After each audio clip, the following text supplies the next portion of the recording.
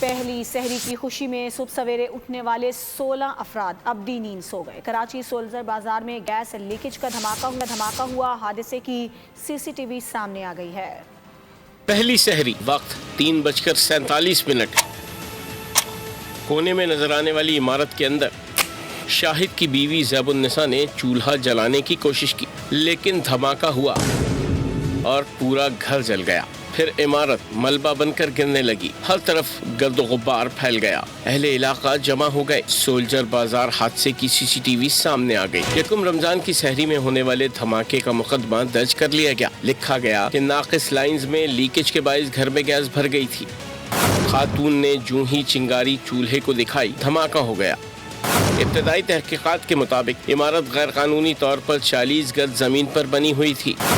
صرف یہی نہیں، ٹی آر گارڈر اور نائلان سے بنی چھتوں پر 4 منزلیں کھڑی تھیں۔ پولیس نے پلاٹ کے مالک ارشاد کو گرفتار کر لیا۔